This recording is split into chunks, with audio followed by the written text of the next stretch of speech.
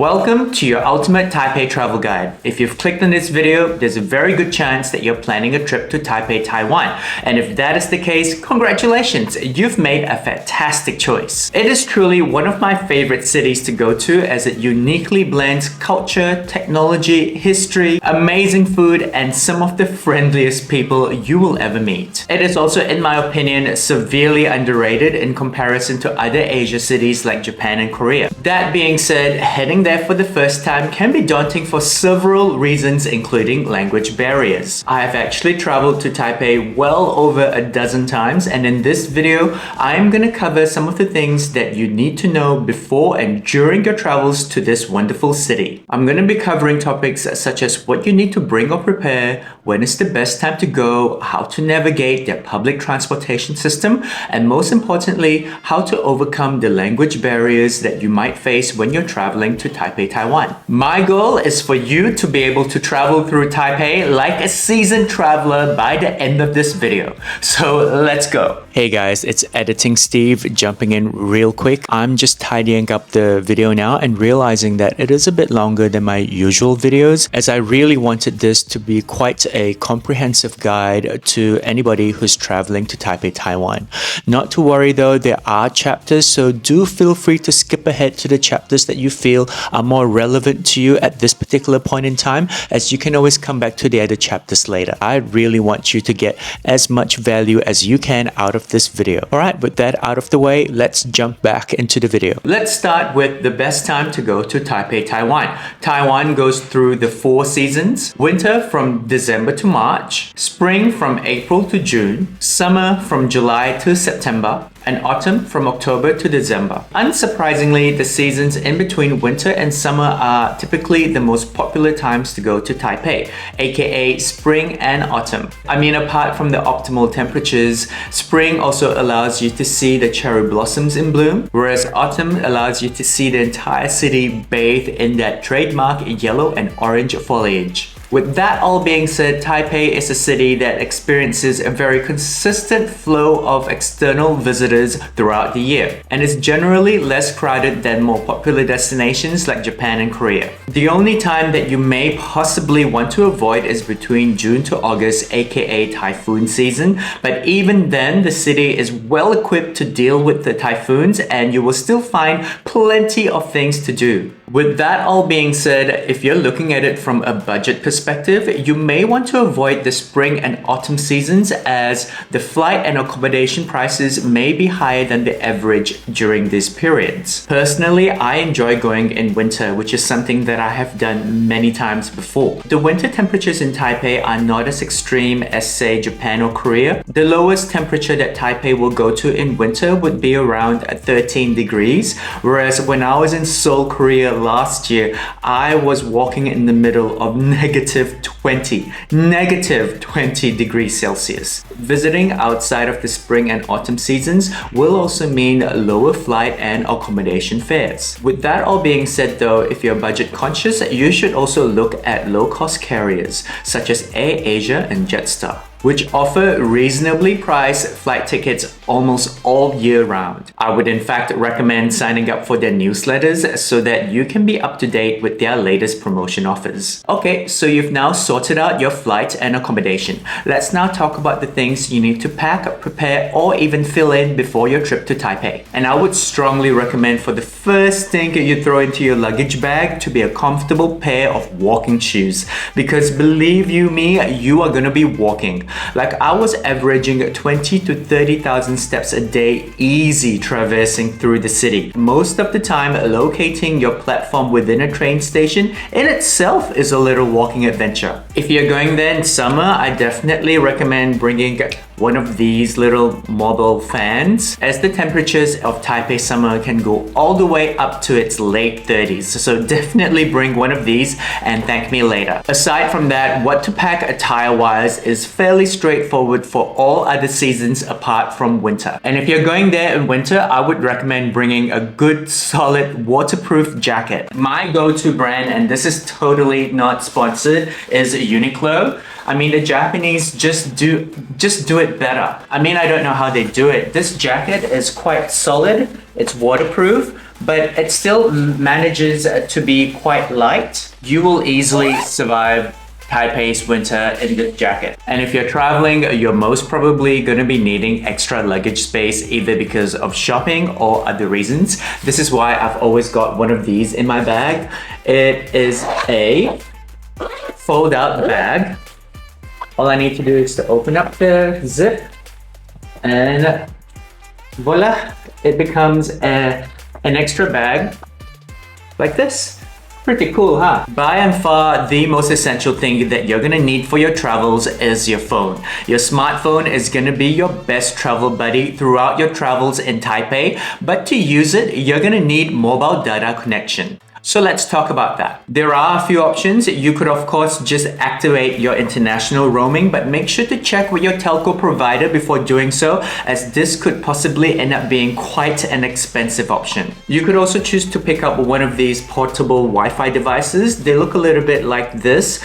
They are often on unlimited data plans, and one of the advantages of this is that it allows you to connect up to 10 devices, making it a fantastic option if you're traveling as a family or with a large group of friends. If you plan on checking out this option, I can actually get you 10% off your purchase. Simply go on klook.com, search for wireless Wi-Fi device Taipei, and enter the code FATLIFEPROJECT when making your purchase. My personal go-to though, and you would already know this if you are a subscriber of mine, is the eSIM route. For those who don't know, eSIM is essentially a virtual SIM card that allows your phone to take on an additional network at the same time as your current network, so that you do not have to purchase an additional physical SIM or incur expensive roaming charges. Another advantage of the eSIM option is that it will still allow your current phone number to receive SMSs and calls. Just make sure though that you do turn off that mobile data roaming for your local phone number. You can also still use your phone as a hotspot for other devices as well. Most phones come with an eSIM slot nowadays. To check if your phone has an eSIM slot, you would simply need to look up the eID, which you will commonly find in the settings. It looks a little bit like this. I travel quite often, and I'm actually an avid user of Allo that gives you access to eSIM options in over 200 countries. It is very easy to use. Simply click into the app, search for your country of destination, and you'll be shown all the data plan options that are available. As a regular Allo user, I can actually get you $3 off your first purchase. Simply enter code STEVE5974. I've also placed it here and in my description box when making your first purchase, and thank me later. But what's the use of internet connectivity if your phone is dead?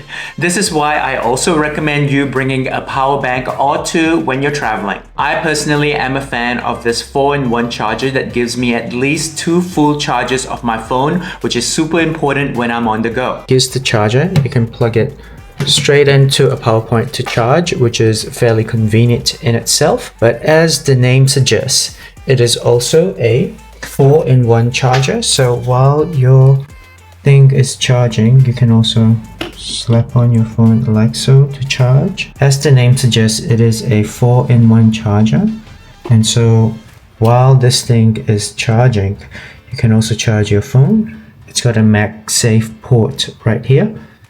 Just slap it on, and away it goes. You can also charge other devices, like for example my headphones. Plug it straight in like so, and this is now charging as well. And it can even double as your laptop adapter. If you're still wanting to use your phone while you're on the go though, I quite like these MagSafe chargers. You slap it on like this and it will charge your phone while you're using it. Any power bank will do, but if you are interested to purchase the ones that I'm showing here, I actually got these from Snap Wireless. I've been using them for well over a year and can confidently recommend them to you. I can give you 10% off these devices as well. Simply go to the link here and also in my description box when purchasing, or enter code STEVE when purchasing on snapwireless.com.au. Speaking of your phone, here are some apps that you probably want to make sure are on your phone before you head to Taipei. Starting with Wi-Fi Map, that shows you all the paid and free Wi-Fi hotspots throughout Taipei City, which is a fantastic option if you're budget conscious and are looking to reduce your mobile data usage,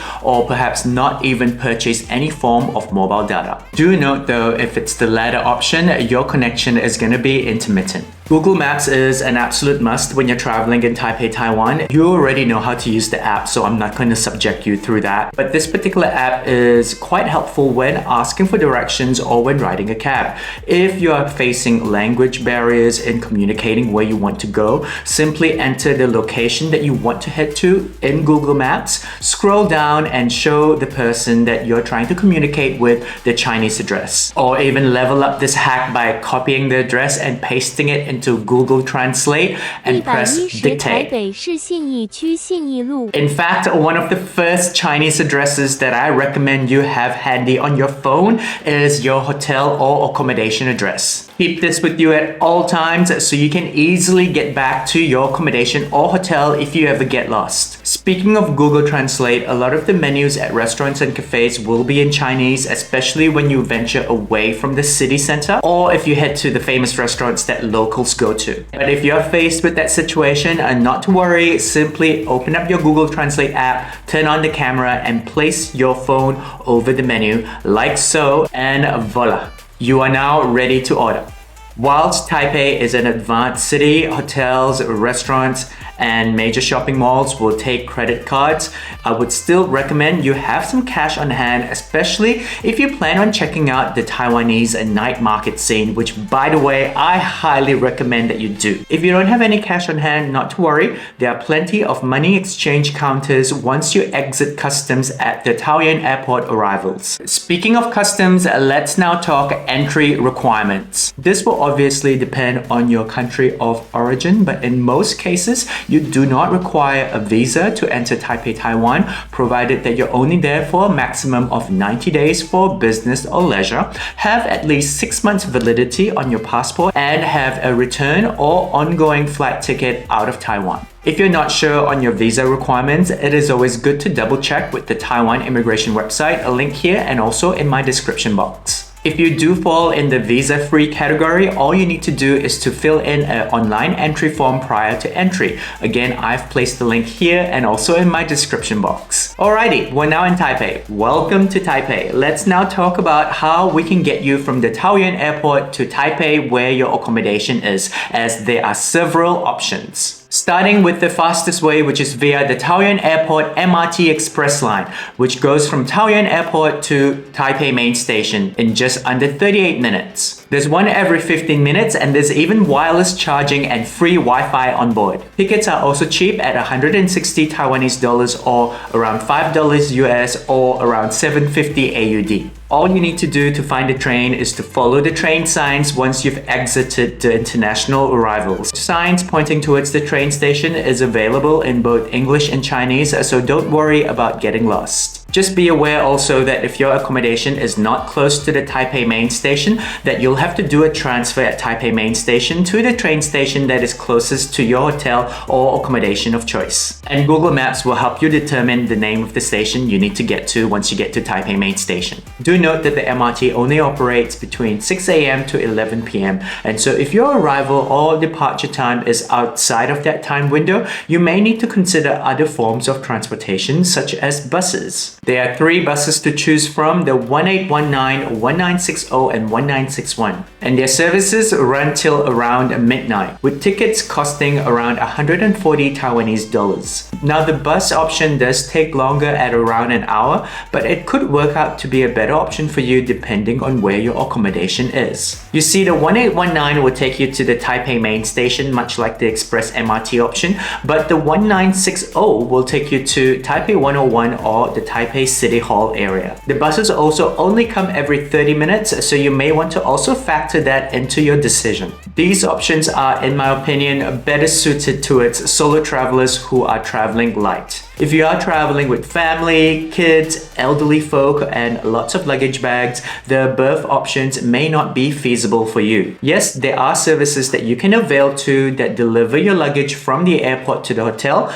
I did have a check and it cost around $20 a bag, which is why I would recommend that you catch a cab instead. Taoyuan is about a 50-kilometer distance away from Taipei City, and a cab cost to take you from the airport into the city is generally around 1,200 to 1,500 Taiwanese dollars, aka around 37 to 46 US dollars, or 56 to 70 Aussie dollars, depending on where your accommodation is, which I think is a pretty reasonable amount if you're traveling again with a large group or with plenty of luggages. Okay, you're all checked in and ready to explore Taipei. The first thing I recommend you do is head to a metro station or your closest convenience store to get yourselves one of this. This is an Easy Card, aka a yo-yo card. It will cost you 100 Taiwanese dollars to get, and it has zero balance on it when you get it. But you can top this card up at basically any convenience store and at any metro station via machines that look like this. With the card all topped up, all you need to do is tap and enter the train station to ride the trains. But that's not all this card does. It is also a cash card that you can use to make payments at any place that has this sign listed as a payment method. And that includes cabs. And yeah, now you have one of these and you're ready to explore the city using the trains. Let's now talk train etiquette. Trains, known as Jieyun in Taipei, are immaculately maintained, and as such, food, drinks, and especially chewing gum are not allowed. There are also organized lines for you to board the train. Make sure you only stand at those lines to avoid getting in the way of the passengers who are getting off. Please also avoid loud conversations or taking calls when you're on the train. And hot tip, these blue seats are specially reserved for those in need, including the elderly, pregnant, and people with disabilities. So please refrain from sitting on these unless you fall into these categories. And whilst not as bad as Japan, peak hour traveling in Taipei will also mean fairly full carriages. So if you can, please refrain from traveling during peak hours. All major cities in Taiwan, including Taipei, Kaohsiung, and Taichung, have excellent water quality standards. Their tap water quality meets or exceeds international regulatory standards for both taste and safety. And that means that yes, the tap water in Taipei is drinkable. Another thing that you may want to know before heading to Taipei is that earthquakes do happen every now and then. Not to worry though, as the city's infrastructure is built to be earthquake-proof. Just follow the protocol of duck and cover if you do happen to be there when an earthquake happens. Looking for things to do in Taipei? I'm glad you asked, for there are so many. I have previously done a video highlighting 14 free or cheap things that you can do in Taipei. I will link that video at the end of this video so that you can go ahead and watch that next. If you like food night markets, which by the way is a quintessential thing you must do when you're in Taipei, there are 3 main night markets in Taipei you must check out: Shilin, Ningxia, and Raohe. I have curated a list of cheap, must-try Michelin-rated food spots at each of these night markets, and you will find these videos in my Taipei playlist, which I will place again at the end of this video. By the way, I'm Steve from the Fat Life Project. My channel uploads food and travel content on a weekly basis. If that is your vibe, I strongly recommend subscribing. I do hope that you found this video helpful, informative, or perhaps just a little bit entertaining. If it has, don't forget to like, comment, and share. It really does help appease the YouTube algorithm gods, but more importantly, it just makes my day as a content creator. And if you got to this point of the video, I just want to thank you so much for your support. It really does mean everything. I do hope that you have a fantastic day ahead, or that you've already had a good day. I will see you very soon in the next video. Ciao!